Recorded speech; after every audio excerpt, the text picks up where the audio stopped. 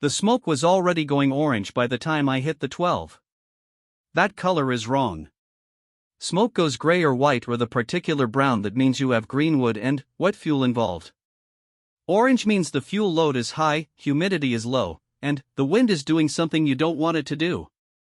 I know this because my father taught me, and my father learned it on Deering land, and I have spent 11 years of my life driving toward things most people drive away from, and I still felt it, that pull in the sternum, that animal thing that doesn't care how many years you've been doing the job, when I saw the orange. I called it in at 6:49 a.m. Dispatch already had 3 other units moving.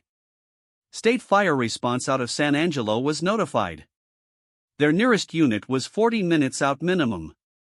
That's a lot of minutes when the wind is from the northwest at 18 miles per hour and the grass is what August makes it in West Texas, which is to say, paper.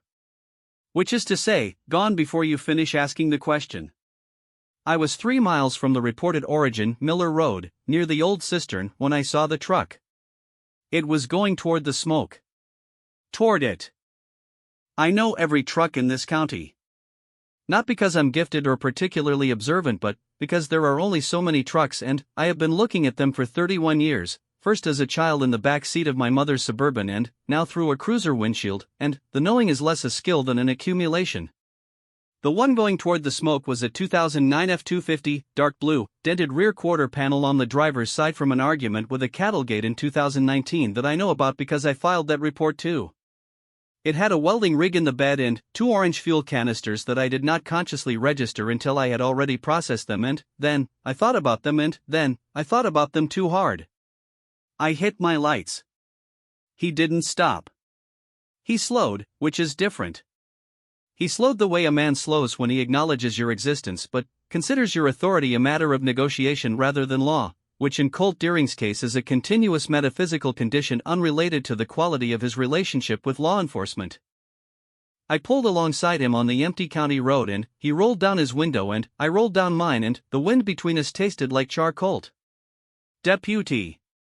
Where are you going with those canisters? He didn't look at me. He was watching the smoke the way you watch something that is moving and that you have a relationship with. Not fear. Not the absence of fear either. Assessment.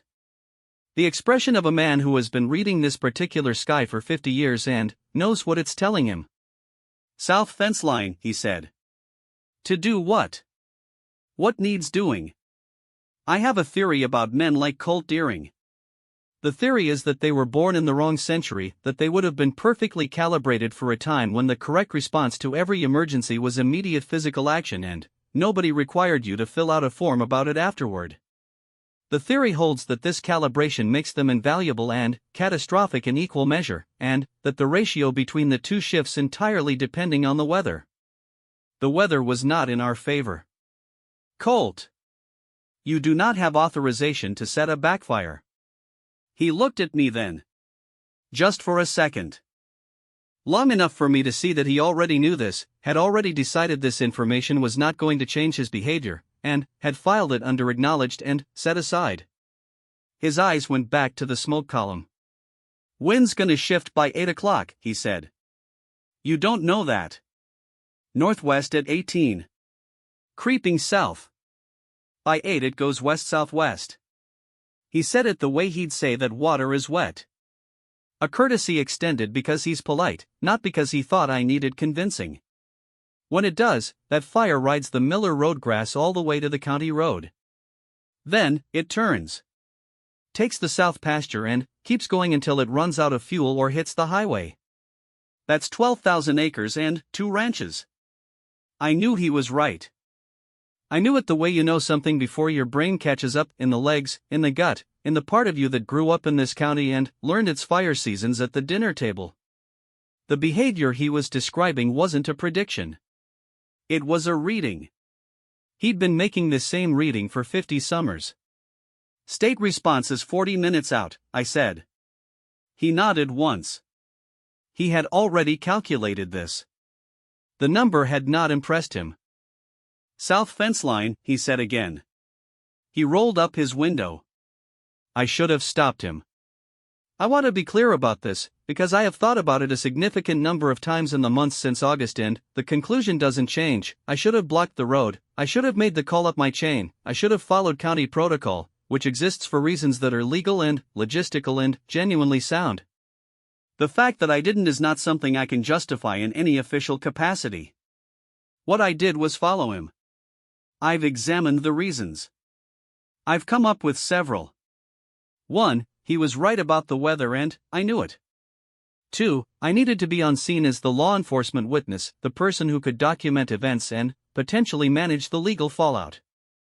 3. My father worked Deering land for 12 years, and when I was 7 years old, Colt Deering pulled me out of a drainage ditch I'd ridden my bike into and set me on the tailgate of a truck that looked almost exactly like this one and told me I'd be fine in a voice that made it true, and there is a debt in that, an old debt my brain refuses to classify as professional. Probably all three. Probably in that order. The Deering Ranch is 3,200 acres of West Texas grass, cedar, and limestone shelf. 4th generation.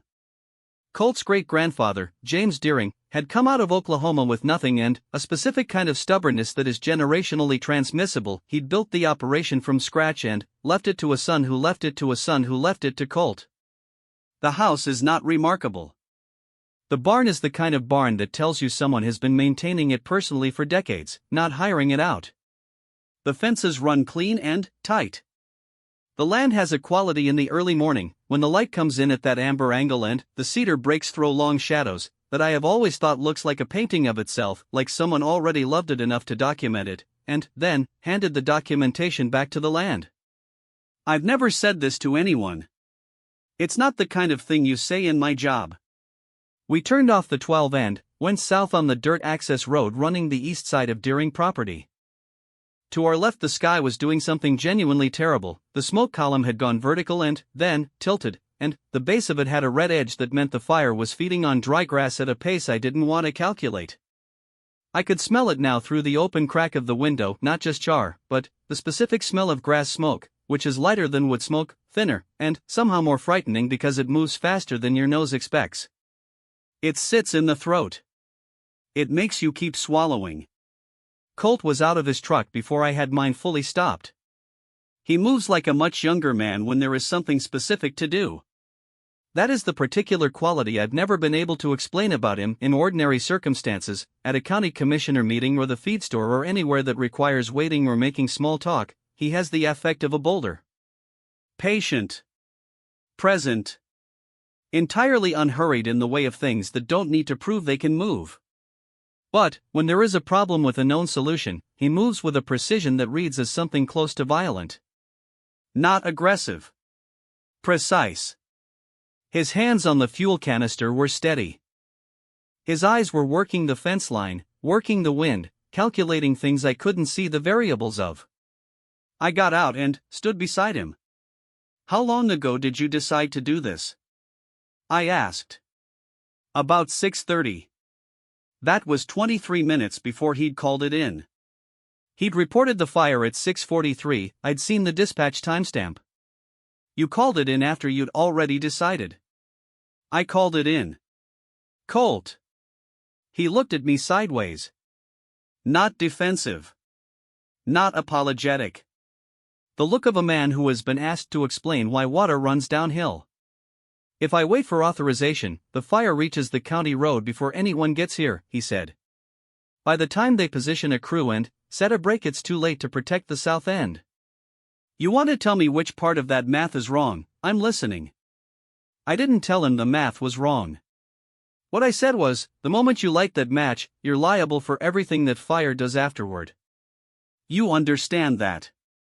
Yes. Including if it crosses the fence line to Kessler's. He paused. Just briefly. The way you pause when someone names the thing you've been carrying in your chest all morning and now it's in the air between you and you have to decide what to do with it. "I'm setting the brake 40 yards inside my fence line," he said. "Wind's still northwest. I've got a 6-minute window before it shifts. And, if you're wrong about the window." He picked up the fuel canister. He looked at me, and his face had the expression it gets sometimes, not the absence of emotion, but the presence of too many of them, organized into something that presents as calm. The face of a man who has already made the calculation and is now on the other side of it. "Then, I'm wrong," he said. He walked south along the fence line. I called it in. Reported to dispatch, Colt Deering setting a controlled backfire on the southern section of his property, law enforcement on scene, monitoring.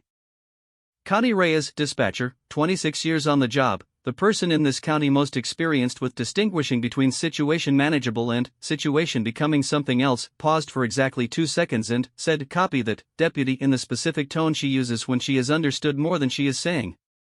She is the best dispatcher I have ever worked with, and I have never told her this, and I should tell her this. I walked after him. The south fence line runs along a limestone ridge that drops maybe 12 feet to a dry creek bed on the Kessler side.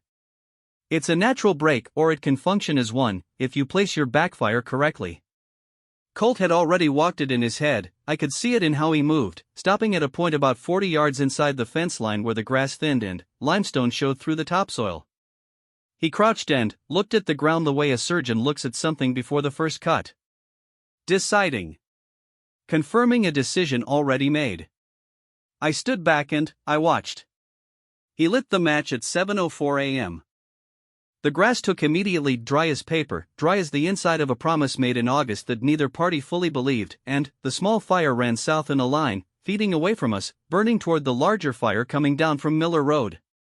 The principle of a backfire is removal. You burn the fuel ahead of the main fire's path, and, when the fronts converge, there is nothing left to consume. The main fire stalls. Sometimes it dies. You trade the near ground to save the far ground. If you do it right. If the wind holds. For 11 minutes it worked. I watched my phone's clock with the concentrated focus of a person trying not to watch anything else. The backfire was running clean, a controlled line of orange moving south through dry grass, eating what it needed and staying where it was pointed. The smoke coming off it was lighter than the main fire's smoke. Somehow it smelled deliberate. Different from the accident of the main fire. Purposeful. Like it knew what it was for. Colt stood with his arms at his sides and watched it the way he'd watched the smoke column from the county road. Not with relief. With attention. The watchfulness of a man monitoring something he cannot control but has shaped. "How did you know about the wind shift?" I asked. Not challenging. Genuinely wanting to know. Felt it. Felt it. Pressure changed around 5 a.m. Humidity dropped another 4% from the midnight reading. He said this without inflection. Without pride. Same pattern as the Hendricks fire in '09. That one went west-southwest at 8:30. The Hendricks fire. I was 20 years old. I remember it because it came through the East County and my mother stood on the porch of our house for 3 hours watching it not reach us. I remember her knuckles on the porch rail. White. Not moving. "You've been watching this since 5 this morning," I said. Since 5. I wrote this in my notebook. I keep a field notebook for observations and a personal journal for everything my field notebook won't hold, and sometimes, particularly on mornings that are becoming the kind of morning this one was becoming, I can't remember which one I'm writing in. My therapist has opinions about this dissociation of documentation. I have opinions about my therapist's opinions. At 7:15 a.m., I felt the wind shift. Subtle. 15 degrees west of northwest. The kind of rotation you'd miss if you weren't already paying the right kind of attention. The smoke from the backfire, which had been running in a clean southward line, hesitated. Then, it leaned. Colt's head came up. We both stood there doing the same math. The backfire, now leaning west, was going to run further west than he'd planned. 40 yards inside the fence would become 30. Then, 20. And then, maybe it would become a number that crossed the line. How much does the wind shift? I said. Enough. His jaw set. That particular set passed the point of changing the decision, now in the management phase. I need another 4 minutes on the main burn and, then, the front stalls regardless. The break is wide enough. It holds. I looked west along the fence line. Past the ridge. Past the dry creek bed. Past the Kessler fence marker. Beyond it, 80 acres of Kessler's summer buffalo grass running up to a cedar line that marked the edge of his winter range. His house was a mile past the cedar. Probably safe. Probably.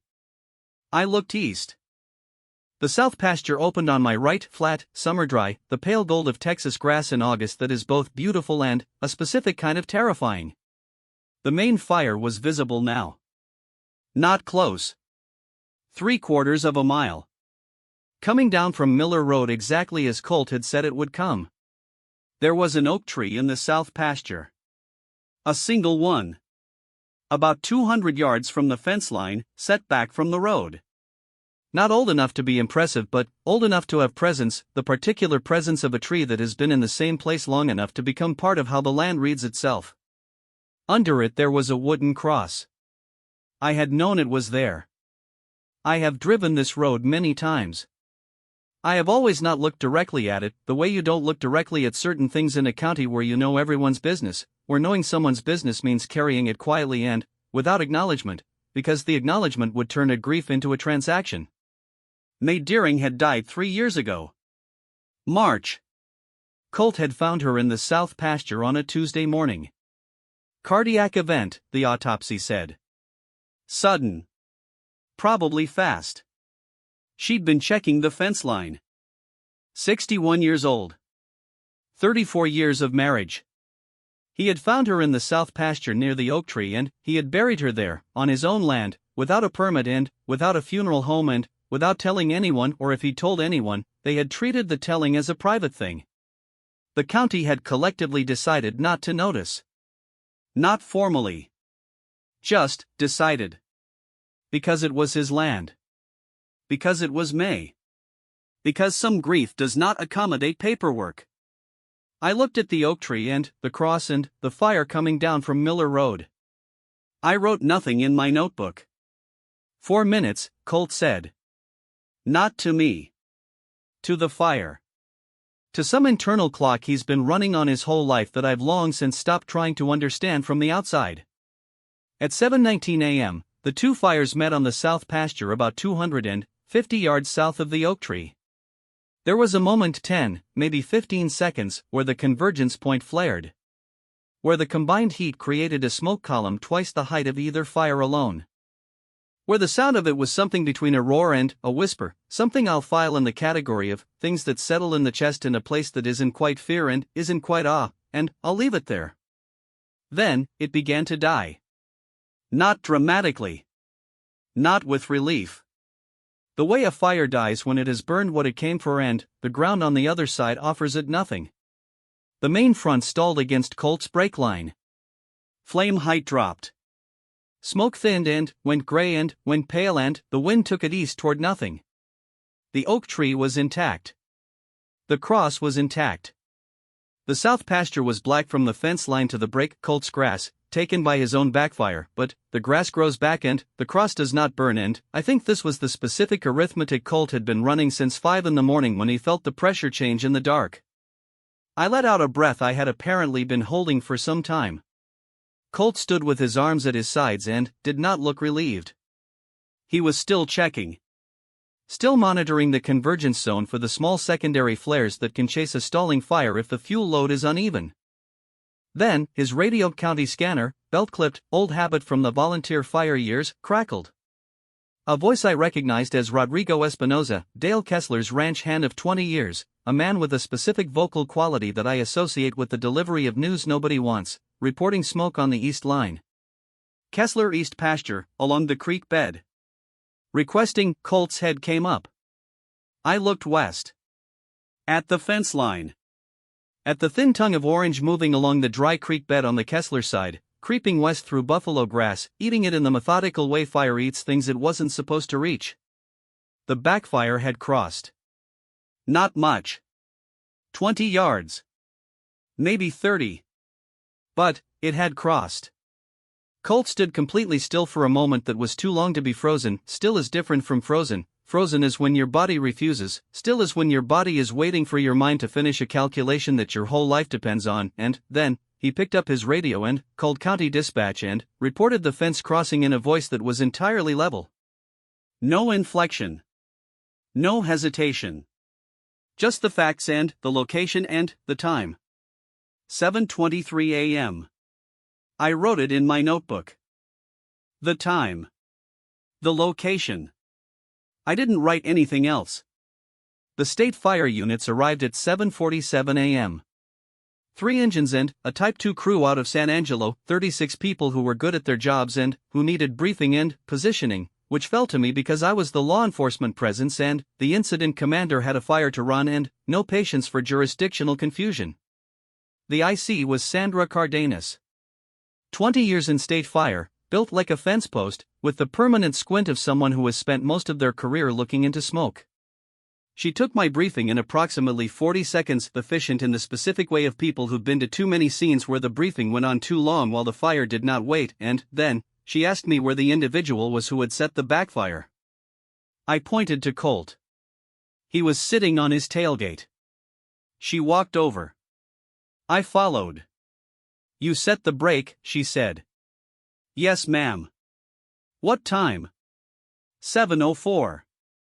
Full ignition by 7:06. She looked at him. Then, she looked at the convergence zone where the main fire had stalled and died against his brake line. Then, she looked west at the smoke rising from Kessler's east pasture where her crew was already moving. Wind shift got you, she said. Yes, ma'am. Your brake line was sound.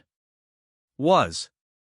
She made a sound that was neither agreement nor argument, the sound of a person who has seen this exact decision made in these exact conditions before and has spent 20 years thinking about where the line is between reckless and necessary. She looked at me. We'll have the Kessler East pasture in 2 hours. You'll want a lawyer, she said to Colt, and walked back toward her crew. I sat on the tailgate beside him.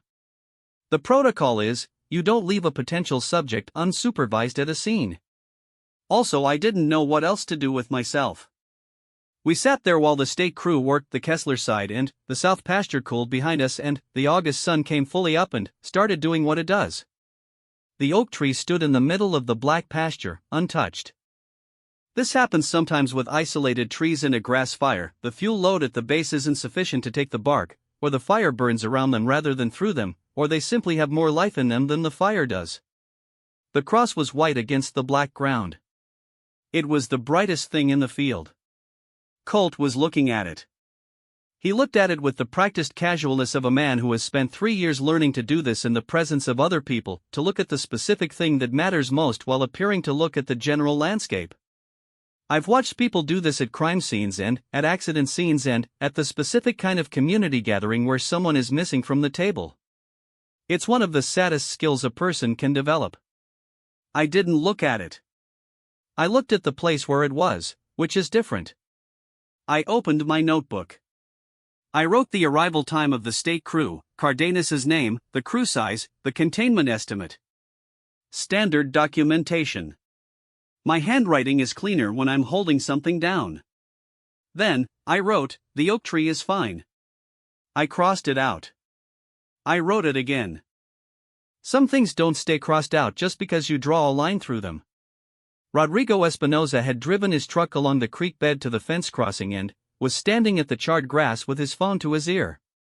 The posture said it all, head forward, one hand flat on the hood, the posture of a man delivering bad news to someone who was already angry and getting angrier by the second. Dale Kessler would be here by 9. I thought about this. I thought about what I was going to do when he got here, and what the law required of me, and what the day was going to look like from here to the end of it. I looked at Colt. I need to know something, I said. He waited. When you made the call this morning, when you decided, what were you actually protecting? He didn't answer for a long enough time that I thought he had decided not to. Then, he said, everything. He got off the tailgate and went to his truck for water. I sat there alone in the smoke smell and the heat on the tailgate of his truck in his black south pasture, and I looked at my notebook and I wrote, everything. I underlined it once. I couldn't tell you why I underlined it. I don't underline things in my field notes. But, the word needed something, some marking that said, this is the center of it. This is what I'll come back to. Cardenas's voice crackled on the radio at 8:17, Kessler East Pasture. Contained. Monitoring for spots. The fire was over. The morning was not. Dale Kessler arrived at 8:45 a.m. with his son Josh and a phone still warm from his attorney's number, and the 42 inches of air between him and Colt Deering became the most precisely measured space in the county. I had positioned myself at the fence line before his truck turned off the access road because I had seen this coming the way you see weather, not the specific shape of it, but the pressure, the direction, the certainty that something is arriving whether you're ready or not. Rodrigo had called Dale at 7:30. The drive from the main Kessler house to the south fence is 14 minutes on good road and less when a man is angry. He came in his 2021 Ram, the good truck, the county business truck, the one he takes to formal occasions, which told me everything about how he was framing this in his mind. This was not a neighbor conversation. This was a proceeding. Josh Kessler is 38. Built like his father through the shoulders, but, where Dale carries his weight forward, the particular forward chest stance of a man prepared to absorb whatever is coming, and Josh carries his back. Measured. Watchful. He has been running the day-to-day operation for 6 years. He's better at it than he lets Dale think he is, which is its own kind of management. They both got out. Dale walked directly to the fence line and looked at the burned east pasture. 80 acres of summer buffalo grass, now ash and cinder, still smoking in spots where the ground cover had been dense enough to hold heat. He stood there and looked at it. Not with rage. Rage would have been easier. He was doing arithmetic, the kind a man does when he has been building something for 30 years and is now calculating what it costs to fix what somebody else broke. Then, he looked at Colt. Colt was leaning against his truck about 20 feet from the fence. He hadn't moved toward it. He wasn't trying to make himself smaller, exactly, but there was a quality to how he was standing, arms loose, feet square, that I would describe as prepared to receive. The posture of a man who has decided what he owes. 47 years, Dale said. It wasn't a complete sentence. It didn't need to be. Colt said nothing. 47 years, Colt. My father ran fence line with your father for 22 of them and, then, with you since he died, and there was never, he stopped. He pressed his lips together in the way men do when they know the thing they want to say won't serve them and they're deciding whether to say it anyway. Not once. I said, Mr. Kessler. I was on scene when the event, with respect, Deputy. Josh. Quiet. Professional. We'd like a moment. He was right that a law enforcement presence inserting itself into a neighbor confrontation before both parties have spoken their piece turns a confrontation into a proceeding, and a proceeding escalates things in directions that are harder to walk back. So I took one step back. I stayed close enough to matter and stepped back enough to mean it. Dale said, my east pasture. Colt said, yes. You knew the wind might shift. A pause. One beat, clean. I knew it could. And, you lit it anyway. The main fire would have taken the south pasture. Colt's voice was the same flat register it had been all morning. Not defensive. Not apologetic. Stating, the way a man states physics. From there it runs northwest along Miller Road to your outbuildings. I figured I could hold the brake line if the wind stayed northwest another 20 minutes. It didn't stay. Dale looked at him for a long time. Long enough that Josh put his hand briefly on his father's arm and Dale let it sit there for a second and then moved away from it. My cattle were in that pasture, Dale said. Your cattle got out. Not dismissive. A fact he'd already confirmed. Rodrigo moved them at 7:15. I don't care about the cattle, Colt. And, here was the thing. Here was where the arithmetic stopped and what lived under the arithmetic came up. I care that you made a decision that could have cost me my whole east range and you didn't call me first. One phone call. You could have, he stopped again. One. Colt looked at him. then, at the burned ground between them. Then, up. I had maybe 6 minutes before the window closed, he said. If I stopped to call you, I lost the window. So you chose. Yes. You chose to save your land. There it was. The fullness of it. The accusation that was also an accurate description of what had happened. Colt Deering had made a calculation, and, in that calculation, Dale Kessler's east pasture had been an acceptable variable. A cost. And Dale was not wrong to be standing at this fence line naming it. He was not wrong at all. I looked at Colt. He was looking at the burned grass on Kessler's side of the fence. Not with satisfaction. Not quite with guilt either. Guilt has a specific texture that involves wanting to undo something, and the expression on his face was something older and harder than guilt. The face of a man who had already lived with the outcome of his decision before he made it. Who had known what it might cost and made it anyway and is now present for the bill. My attorney will be in touch, Dale said. Josh guided his father by the arm toward the truck. Dale led him, this time.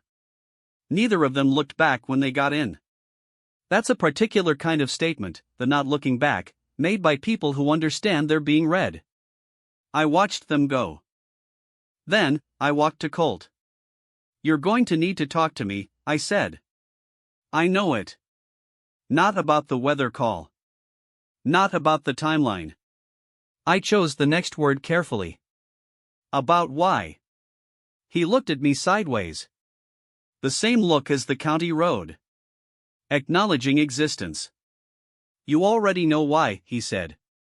I need to hear you say it. It took him a long time. Colt Deering has a specific relationship with confession. He does not avoid it, but he requires conditions. Quiet. No audience. And, critically, no official recording device running, which is why I had pocketed my phone before I sat down beside him on the tailgate. I do not regret this professionally. I slightly regret it legally. Mostly I don't regret it at all. The state crew had finished their pack-out. Cardenas had given me her contact information and a look containing several things I'll catalog as, I see what's not in your report and, that's between you and, your county and, the brake line was sound, for what it's worth. 3 separate communications delivered through one expression. She is an efficient person. The south pasture behind us was black and, still smoking in spots. The oak tree was 30 shades greener than everything around it, which is the specific kind of irrational beauty that a terrible morning occasionally produces if you look at the right thing at the right moment. I have thought about this, about the oak tree standing untouched and green in the middle of the burn, and I think it is not irrational. I think it is just what some things do when the fire comes. They survive it. The surviving looks like a miracle from the outside. From inside, it's just, they were rooted deep enough. May picked that spot, Colt said. I didn't say anything. She used to walk the south fence every morning. 3 miles out and back. Said it was the only part of the day that was entirely hers. He was looking at his hands, dirty from the fuel canister, dirty from the various things a man touches when he's managing a fire, the hands I'd known since I was 7 years old. They are larger than they need to be. Scarred in specific places for specific reasons. She'd sit under that oak sometimes. In the afternoon. Reading. She'd take whatever she was reading and her coffee in one of those old blue thermoses and she'd walk all the way out there and sit. I thought about May Deering in the south pasture. Boots and a good dress. She always wore work boots and a good dress together, a combination she wore with the ease of someone who invented it and couldn't see why it needed explaining. She used to bring my father lunch wrapped in a dish towel when he was mending fence on the Far East line, walking a quarter mile across open pasture like it was nothing, because she thought about what people needed before they thought about it themselves. When she was sick, Colt said, and then stopped. He didn't stop mid-sentence. I want to be specific about this, he is not a man who loses his thread. When he stops mid-sentence, it means something is requiring more room than words have.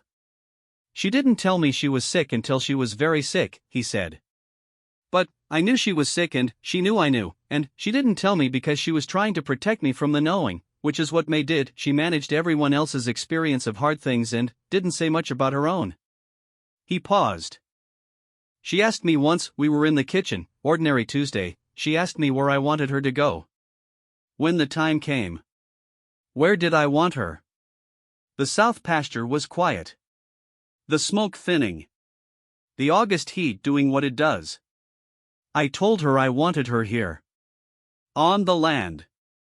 The legality of this is something I looked up 3 years ago. I found the relevant statutes and I read them and I put my phone face down on my kitchen counter and I made dinner and I did not do anything official. Because it was his land. Because it was May. Because the county had made its collective decision unspoken, unanimous, to not see what it did not need to see. 3 years. And, this morning the south pasture had burned to within 250 yards of the oak tree, and Colt had been at his fence line at 7 a.m. with fuel canisters, and now I needed to understand the specific geometry of what he'd done. 40 yards, I said. He looked at me. You set the brake at 40 yards off the fence line, I said. Standard emergency backfire in that fuel load, with that wind, you could have gone tighter. 25 yards. The tighter you go, the closer the brake line is to the advancing fire when they converge, the more protection you have against a fence crossing if the wind shifts. He said nothing. Why 40, I said. He was quiet for a moment. The particular quality of a silence that is not evasion but is instead the space a person needs to say an accurate thing in accurate words. Tighter puts the brake line closer to the tree, he said. Backfire that close, in that fuel load, with an uncertain wind, there's a chance the radiant heat damages it. Kills the roots slow. I sat with this. I sat with the full geometry of it, the calculation he had made at 5 a.m. in the dark at the south fence line while the sky went orange, while the wind said what it was going to do, while every variable ran through his head the way they run through a man who has spent 50 years on this land and knows every inch of it. The width of a backfire break. The proximity of an oak tree. The location of a grave. Dale Kessler's east pasture on one side, May Deering's resting place on the other, and Colt Deering standing in the middle of it running arithmetic with his hands on a fuel canister. He had chosen the width of the gap that gave the tree the best chance. And, in doing so, he had given the wind room to cross. He had chosen May. He would never say this directly. It is the kind of truth that does not benefit from being spoken because speaking it turns it into a thing that can be argued with or judged or weighed against another person's 80 acres, and the truth of it is not weighable. It lives below the level of argument.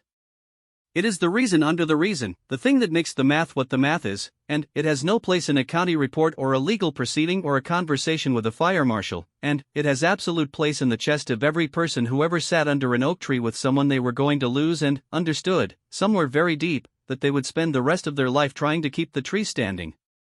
What do you need me to put in my report? I asked. He looked at me. Write what happened, he said. All of it. I'm not asking you to leave anything out. Colt. Write what happened. I made a decision without authorization. The backfire crossed the property line. Dale lost 80 acres. He said this in the flat, factual voice. The physics voice. Write that. And the why. A long silence. The kind of silence a burned pasture gets good at holding. The why is mine, he said. It doesn't go in a report. I thought about this. I thought about it longer than was probably invisible on my face. I thought about all of the competing weights, the legal obligation, which is real, the professional obligation, which is also real, the weight of what he was asking me to implicitly not say, and whether not saying it was a form of dishonesty or a form of allowing a man the privacy of the most private thing he owns. I have been trying to locate that line for 3 years. I have not located it. There's going to be a state fire marshal investigation, I said. I know. They'll ask about the decision-making. The weather assessment. Why you set the brake at 40 yards instead of tighter. I'll tell them about the weather assessment. And the 40 yards. The rest is mine. Not defiant. Certain in the way he is certain about weather, something he has already assessed and decided. I took my notebook out of my breast pocket. I looked at what was in it. The times, the observations, the technical notes. The line, "The oak tree is fine." Still readable under the crossing out. Still there. I put the notebook away. "I'm going to recommend the investigation proceed standard process," I said. "Everything I observed goes in my report." "Everything." I looked at him. "Including the timing of the weather shift and your assessment of it." "Including the fact that your assessment was accurate." He nodded. "The fire marshal looks at the full picture," I said. "If your technical decision was defensible, it was defensible," he said. "Same register." Distinguishing between a mistake and a gamble that went slightly wrong in a way that cost someone else. The distinction matters to him. I believe it is a real distinction. Then, say all of it. Don't hide anything from the investigation. I'm not going to hide anything. He got off the tailgate and walked to the south pasture. Walked to the fence line and stood there looking at the black grass, at his own backfire's work, and past it at the oak tree and the white cross standing in the black ground. He stood there long enough that I felt I was watching something private. I turned and looked at my phone. At the sky. At the state crew loading the last of their equipment. I heard him say something. Very quiet. Not to me. Not asking for an answer. I didn't hear the words. I have thought about what they might have been enough times that I've decided to stop. I drove back to the county road at 11:15. Filed my report at 1:30 p.m. I do not write slowly. 11 years of incident documentation, I write fast. This one took me 45 minutes because I wrote it twice, once the way I wanted to write it, which had things in it that had no business being in an official county document, and once correctly. What went in was complete and accurate: the weather conditions, the fire behavior, Colt's assessment and its accuracy, the backfire decision and execution, the wind shift, the crossing, Kessler's losses. Sandra Cardenas's on-scene determination that the brake line was technically sound. Every material fact documented. May Deering did not appear in my report. The oak tree did not appear in my report. The arithmetic Colt had run in the dark at 5 in the morning with a grief he'd been carrying for 3 years did not appear in my report. Some things are not incidents. Some things are just what people carry. My supervisor, Jim Holloway, read the report at 2:15 and called me at 2:17. He said, "Hell of a morning, Marsh." I said yes it was. He asked if Deering was going to cooperate with the state investigation. I said yes. He asked if I had any concerns about documentation. I said no. Neither answer was a lie. Dale Kessler filed a formal complaint at 4 p.m. His attorney, Richard Vance, not from this county, thorough in the specific way of people whose thoroughness is professionally deployed rather than personally motivated, filed the initial paperwork for civil action at 4:30. The state fire marshal investigation would begin in 2 weeks. I drove home at 7 that evening and I sat on my porch and I looked at the sky going dark over the West County. Not Deering land. Just ordinary county land. Dry and unremarkable in the way of things that haven't been carrying a specific weight for 34 years. I opened my personal journal, not my field notebook, the other one, the one nobody reads, and I sat there for a while with the pen in my hand not writing anything. The specific inertia of a person who has too many things to say and has been trained to say only the ones that fit. Then, I wrote, he chose the width of the gap that kept the tree alive. Everything else followed from that. I looked at this for a while. I don't think he regrets it. I looked at that too. Then, under it, I wrote something I didn't intend to write until I had already written it. I don't think I would have either. I closed the journal. I sat on the porch for a long time after. The west sky had gone from orange to red to the particular dark blue that is the last thing before black, and I watched it go through all those stages the way you watch something that is moving whether you watch it or not. The dark came anyway. The stars came anyway. Tomorrow Dale Kessler's attorney would be making calls. Colt Deering would be on the phone with Jim Abad out of San Angelo. The state fire marshal's office would begin assembling the file. The county's recording of August 15 would begin to settle into the official shape of things: citation, fine, civil action, documentation, and all the weight that doesn't fit the official shape would continue to be carried by the people who were present. That's how it works. That's always how it works. The oak tree was still standing in the black south pasture. I knew this without being there. Some things you don't need to verify. Some things you know the way you know that water runs downhill, because the alternative is not a possible version of the world you're in. I went inside. I made dinner. I washed the dishes. I thought about my father's hands on the fence line. Colt's hands on the fuel canister. May Deering's hands wrapped around a blue thermos on a Tuesday afternoon under an oak tree that was still standing. I thought about the width of 40 yards. How it is wide enough to let a tree survive. How it is also exactly wide enough to let a fire cross a fence. How both of these things are true simultaneously, and how the person who set the width knew both truths and chose anyway, and what it means to love something enough to accept both outcomes at the same moment of decision. I don't have a word for this. I've looked. I've checked other languages. If there's a word for it, it's one I haven't found yet. Some things don't have words. They just have what happened. The state fire marshal's formal investigation opened on September 3 in the Calhoun County Emergency Management Conference Room, the one with the drop ceiling, the fluorescent lighting that hums at a frequency designed to make people feel slightly guilty, and a bowl of butterscotch candies on the table that nobody ever takes. I know this room. I have been in this room for many things that required documentation and careful language and the ritual pretense that butterscotch candies are a hospitality gesture rather than a passive-aggressive statement about the anticipated length of the proceedings. Colt showed up in dark jeans, clean shirt, the brown work boots he resold in 2018 and has never replaced. The same thing he wears to county commissioner meetings, which is the Colt Deering equivalent of formal dress, not because he doesn't own anything else, but because he has decided that the clothes he works in are the clothes he shows up in, and if the occasion requires something different, it's the occasion's problem. His attorney Jim Abad sat beside him. Abad has represented ranch operations in West Texas for 30 years.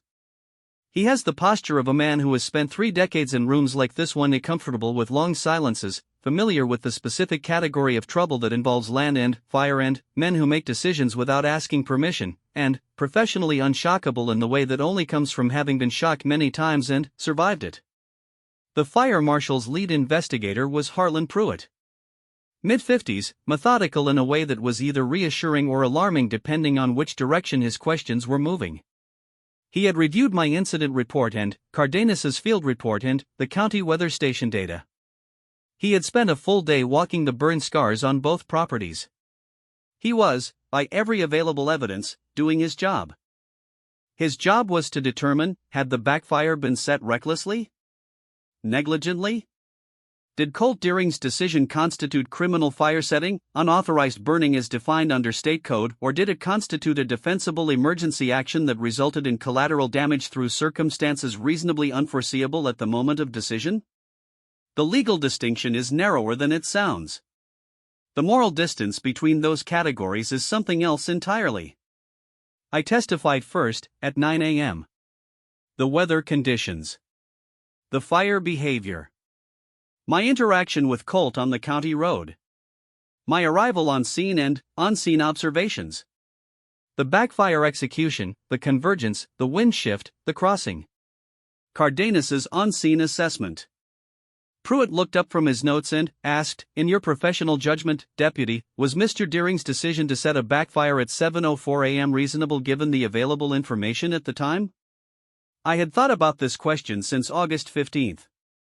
Not because the answer was complicated, the answer was not complicated, but because the answer being simple made the rest of it more complicated, and I had been sitting with that particular set of complications for 3 weeks. In my judgment, I said, his weather assessment was accurate, the placement of the brake line was technically sound for the prevailing conditions at the time of ignition, and the decision to act was consistent with how an experienced person with detailed knowledge of that terrain and fire behavior history would assess the situation. Pruitt wrote this down. Is it standard practice for property owners to set backfires without authorization from emergency management? He asked. No, I said. It is not standard practice. It is also not unheard of in West Texas in August when state resources are 40 minutes away and the fire is 12 minutes from your fence line. Abad, across the table, wrote something on his notepad. Pruitt looked at me for a moment and wrote something on his. The session ran 2 hours. I walked out and stood in the parking lot in September heat that had no intention of acknowledging the calendar change, and I ate 2 butterscotch candies I'd taken on my way out and thought about what I'd said. Whether I stood behind it. I did. I do.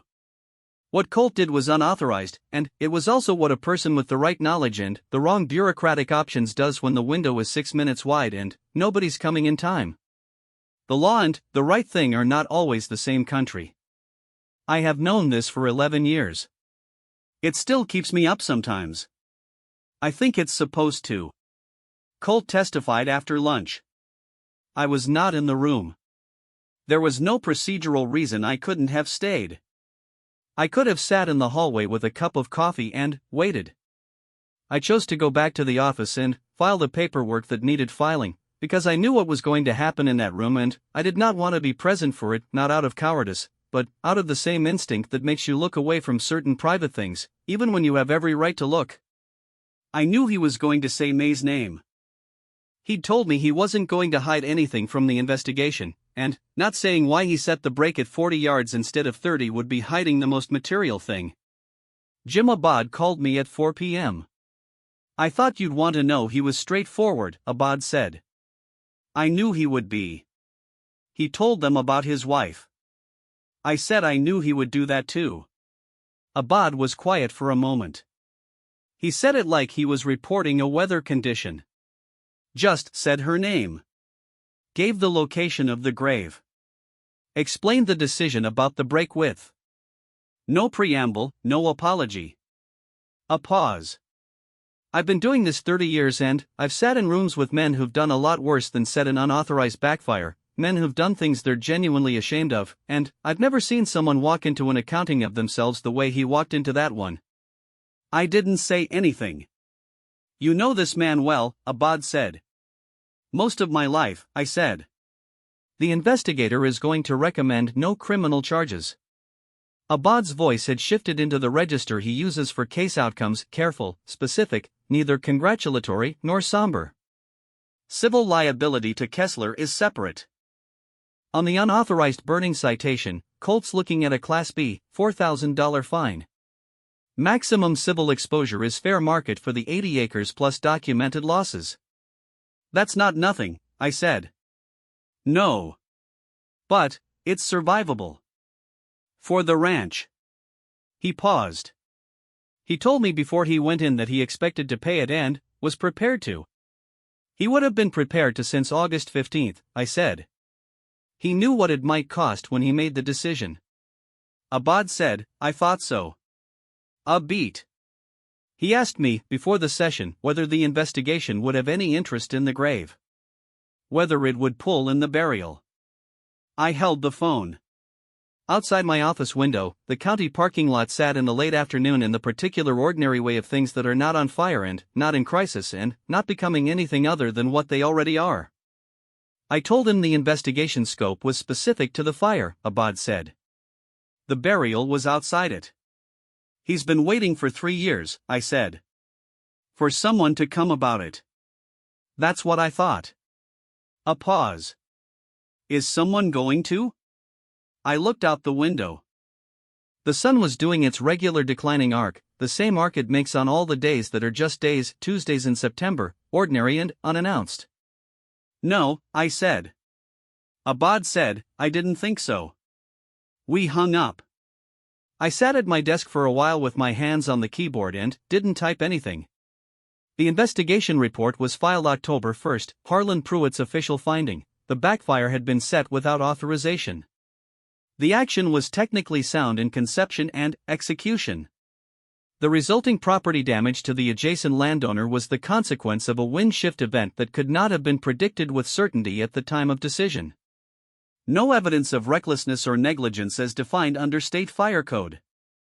Recommendation: Class B citation for unauthorized burning, fine of $4,000, formal notation in county records. I read this report 3 times. Not because it was unclear. Because I was looking for something in the language, some trace of the thing that had actually happened that morning, some mark of May's name in that fluorescent room, some residue of the real shape of the day in the administrative document that was now the official version of it. There was nothing. The report was accurate and complete and contained none of it. That is what reports are for. I know this. I wrote my career on this knowledge. Kessler's civil suit proceeded through October and November. It's settled in December. I don't know the exact number. I know it was enough that Colt sold the North herd, 72 head of Angus cattle he'd been building for 6 years. I heard this from Rodrigo, who told the woman at the co-op, who mentioned it to my mother on a Sunday. My mother told me after church. Sideways. The way she tells me things she thinks I need to know. He sold the North herd, Lena. I know, Mama.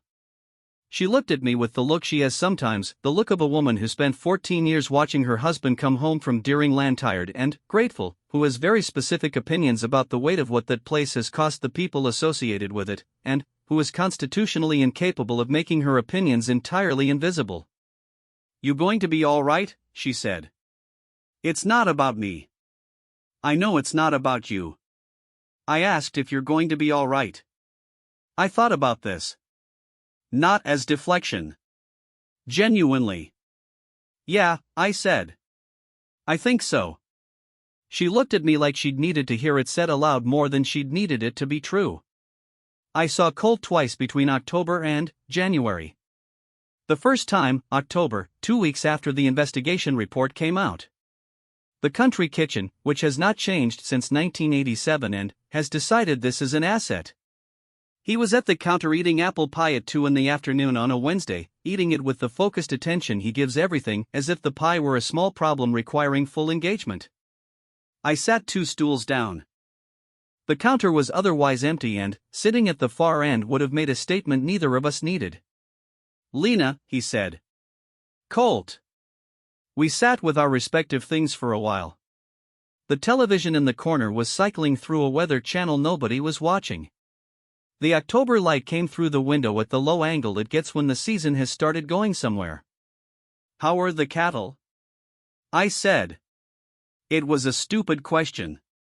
I knew it was stupid when I said it. He looked at me sideways. Sold. I know. I'm sorry. He went back to his pie. I drank my coffee. Investigation report said what it needed to say, he said after a while. I thought it was fair. It was fair. He set his fork down. The deliberate quality of a man putting something to rest. Pruitt did his job. You did yours. I looked at him. What does that mean? Means you wrote what you saw. You let the evidence make the case. He picked up his fork again. That's what it's supposed to be. I thought about what was in my report and what was not in my report and the specific, unmeasurable weight of each absence. Colt. You did your job, he said. Not grateful. Acknowledging. The way he would acknowledge a fence properly maintained, it's straight, it holds, that's what it's for, and the precision of the acknowledgement was the thing that cost me something, sitting there on that stool. Because he was right. And being right about it was also a kind of loneliness he had chosen along with everything else. I drank my coffee.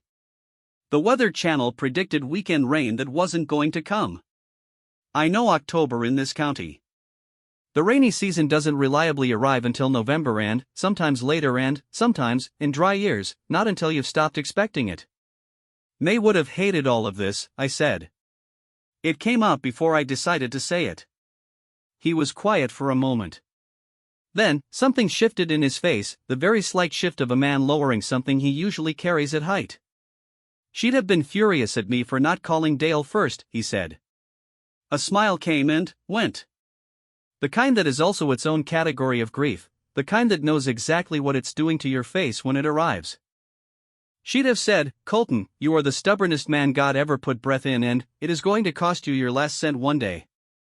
She'd have been right, I said. Every single time, he said.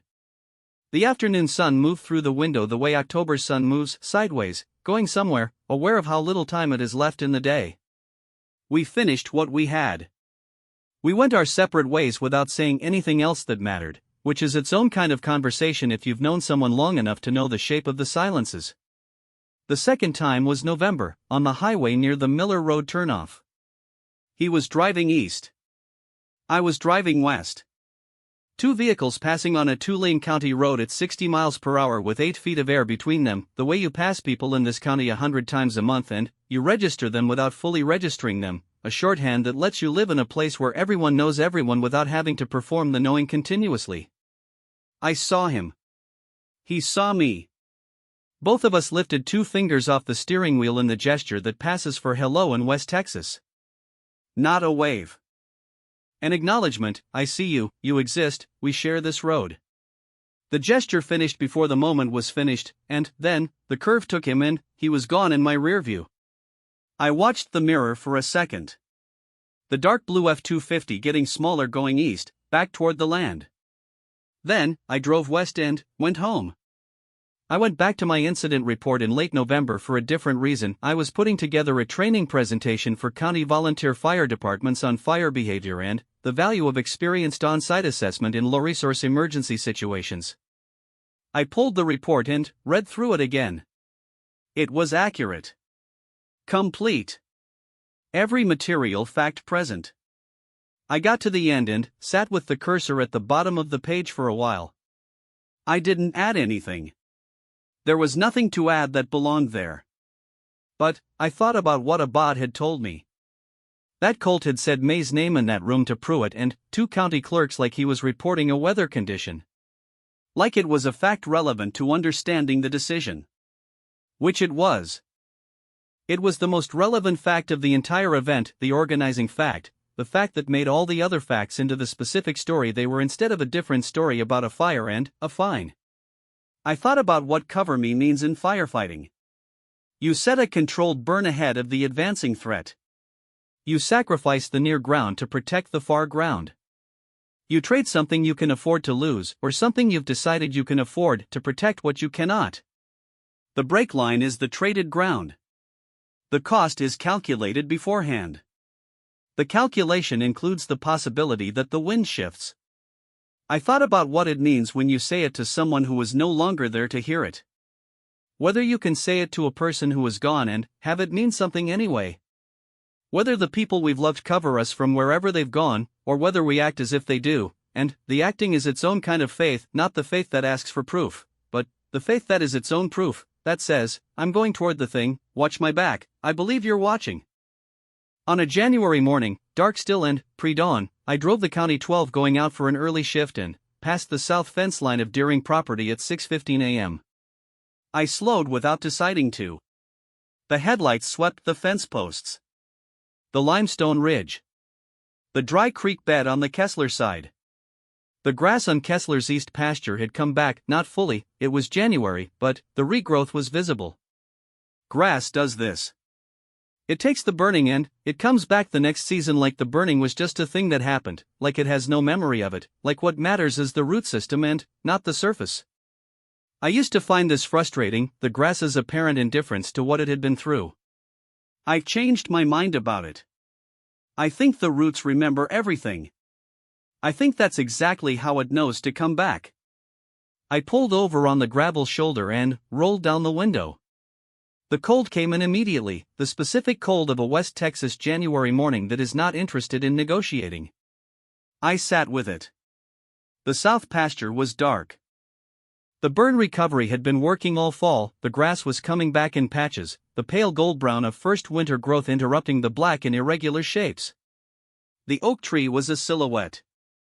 The particular silhouette that old enough trees make when they've been through something and not been diminished by it, not quite the same as before, but not less. Different. The kind of different that happens when a thing survives something it wasn't supposed to and finds out it was rooted deeper than it knew. The white cross was too small to see from the road. I knew it was there. I keep a field notebook for documentation and a personal journal for the rest, and they contain things that will never migrate from one to the other. This is not a dishonesty. It is a recognition that some things are records and some things are testimony, and the difference is about who you're addressing. The record addresses the official world. The testimony addresses whoever you're carrying inside you. I sat on the shoulder of the County 12 for 6 minutes. The cold worked in through the open window. The heater fought it. The sky at the east edge was beginning to go that first pale gray that precedes the gray that precedes the light. Then, I rolled up the window and pulled back onto the road.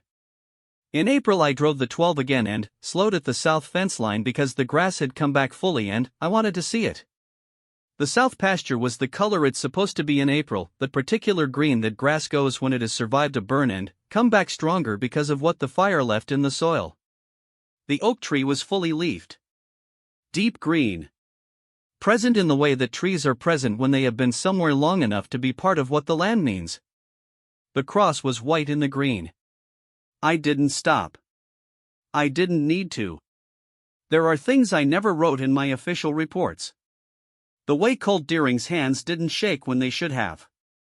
The way he stood at the edge of what he'd done, the smoke still rising from the grass he'd set, and didn't look apologetic and didn't look proud. The way he said his wife's name in a government conference room under fluorescent lighting to men who didn't know her, said it flat and clear, the way you say a weather condition, the way you say a thing that is just true. The width of 40 yards and what it cost. What it saved. I've thought about the phrase since August, cover me.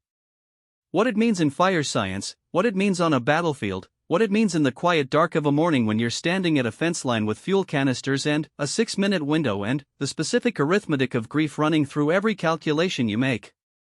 I think it means, I'm going toward the thing I can't leave unprotected. I know what I'm walking into. Watch my back. I think he said it. Maybe not out loud. Maybe not in any form a person could hear. But I think he said it to me somewhere in the dark of that morning, at 5 a.m. when the pressure changed and he knew what the day was going to require of him, and I think he walked toward it knowing she was watching, not because faith is certainty, but because the watching is what love does after it runs out of time, and Colt Deering is a man who believes that the things he has built and the people he has loved do not stop being real just because they are no longer visible. I could be wrong about this. I am speculating about the interior of a man who does not speculate out loud. He would read this and say something like you're making it complicated and he would be right, and also he would be wrong, and neither of us would say which.